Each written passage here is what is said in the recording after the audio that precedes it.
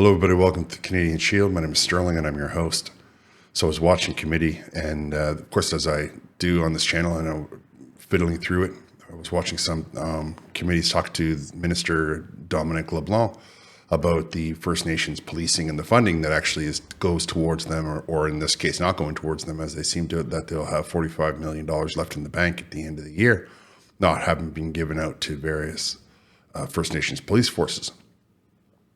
And you will not believe what I discovered when I was watching this particular exchange between the minister and two of the Conservatives that were at the table, and I wanted to share it with you. So before I get into it, I want to encourage you to like, comment, subscribe, hit the notification bell, share this channel with all of your friends. I like the likes. I read the comments, and the thumbs up are really great. Also, there's memberships if you want to support the channel that way. Okay, so the thing that is blowing my mind about this particular exchange is that the Liberal minister at no time became condescending, and at no time tried to dodge, at no time tried to run the clock out. His answers were straight, and I know it's hard for me to even say the word, but it appeared like he was being honest. I know. We'll see. Let's watch it, and you can decide for yourself.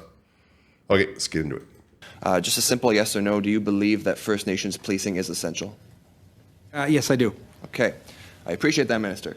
I appreciate the answer. That's not something we get very often around here. Thank you, Minister. I'd like to move into some details of the report that you're here to discuss. Of course, there's lots that is concerning. For me, in northwestern Ontario, Treaty 3 territory captures most of my riding, and that what's concerning in our local context is that Treaty 3, as well as two other police services in Ontario, have had to take the government to court. They are fighting for equal recognition, and all of this happening, such a important, essential service as policing is, and we see that your department anticipates over $45 million in program funds will be left undispersed at the end of this fiscal year. Why? So, Mr. Chair, our colleague asked a number of questions, and Just one question. Well, there was a long preamble where you referenced some of the Northern Ontario work. And in fact, some of the police leadership that has most inspired me has been from Northern Ontario. So I have learned a great deal from some of the police leaders in your part of our country, and I think we should acknowledge that is a part of the country that has seen considerable success, and we need to find a way to support them. With respect to the lapsing I appreciate of that, Minister. money, I appreciate that, but I was about to answer your question on the lapsing of money. $45 million on the table. Why are you not spending this money? So I was obviously, when I read the Auditor General's report, that was a source of concern to me. I discussed it with the senior RCMP leadership in the department right away. One of the challenges is this program is a cost-shared program. So our contribution comes at the end of the process, once provinces or territories allocate their own money. And in some cases, and I referred to that in my opening comments, in some cases, it has to do with the RCMP's ability to staff a particular position in a particular community. So if that particular position is not able to be staffed, that's a separate challenge that we're making considerable progress in addressing. And I hope somebody asks us about recruitment and retention for some of these positions in Indigenous communities, because there's a good story to tell there. But you can see the challenge. The department is not able to allocate money to a particular position that is not filled, nor are we able to, under a contribution agreement, able to allocate money if a partner hasn't matched the 48%. So it's not, there should be zero money lapsed. So the way to get to zero money lapse, and we should increase the funding, which we're prepared to do, the way to do that is to work with provincial and territorial partners, and the RCMP improve the way they recruit and retain, which is well underway. So I'm confident that that number should be diminishing rapidly, but we do need to work with our policing partners in different jurisdictions to get that number to zero. I don't want to pretend that we alone have the ability to drive that number to zero, but we're going to work with them to get it to zero as quickly as we can. Again, I can't imagine this is deliberate, but there's a significant, certainly, confusion, I think, at this end of the table in terms of the agreements with provinces and territories to provide contract policing services, like in the city of Moncton, where I have a house. Right. And then there's the First Nations and I'm Inuit moving into policing the First program. Nations that we're That's the talking- 4852 Right. Cost sharing. Yes, got that. As you said, we're moving into the other one, the one that you've made with Indigenous. When we're talking about self-administered, what's the length of those contracts? Mr. Chair, with your indulgence, I think the Assistant Deputy Minister might ensure that we all have a common basis of understanding with respect to these different contracts. Thank you, Minister. There are two types of contracts under the First Nations Policing Agreement. There is a framework agreement with each of the provinces that FNIPP operates in, and those have, under the framework agreement, there are community tripartite agreements. But with respect to the self-administered police services, of which we have 36, those are separate agreements with provinces, the First Nation, and the federal government. How long are those contracts? Those contracts vary. They can be as long as 10 years, but it is at the discretion of the First Nation. So I some of them, agree. in fact, are 1 year. Same as I was asking before. I asked how many are at 1 year, how many at 5, how many are at 10, and that's what I was looking for.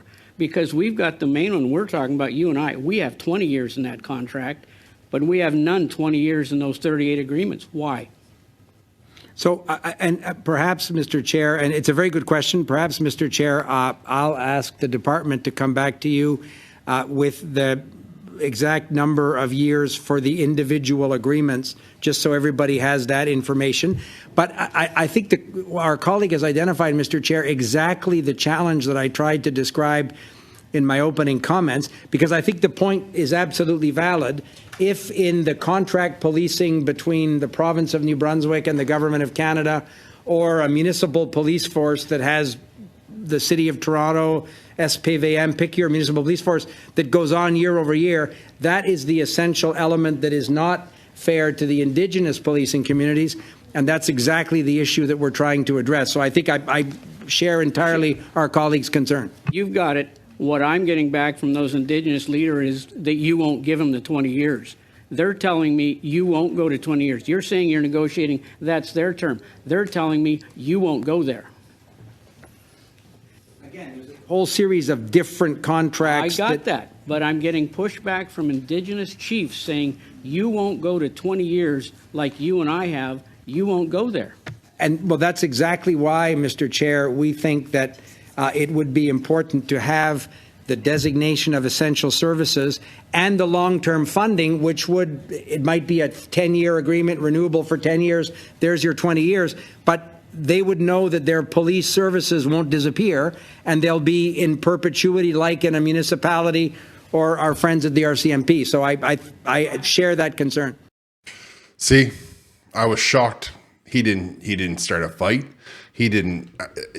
And the Conservatives came at those questions. They sat down, like I watched the whole thing. They sat down prepared to fight him. And he didn't even try. He just told them exactly the truth. He turned to the information when he needed it. I mean, that minister knew right off the top of her head how many contracts were in the province that they were referring to. And I think that that's commendable. I think that would, if all of politics worked that way, if everybody wasn't so adversarial, then we might be getting something done in this country. This is the only first time I've watched all these committee hours and hours and hours of the committees. This is the first one I've ever seen where the guy just told the truth. He answered a straight question. He answered it consistently, straight question all afternoon. And when he saw that there was a problem, he didn't say that it was all about the Conservatives' last government or 25 governments ago. He just said, yeah, you know what? There's a problem here. Let's try to fix it. And I just wanted to give him props for that because though I'm sure that, you know, him and I would disagree on many, many things, I absolutely agree, support his decision to just be honest with us, with Canadians, with people of the First Nations. And so I wanted to share it with you. All right, I'm going to wrap here. I'd appreciate it if you would like, comment, subscribe, hit the notification bell, and share this channel with your friends. Thanks for listening. I'll talk to you later.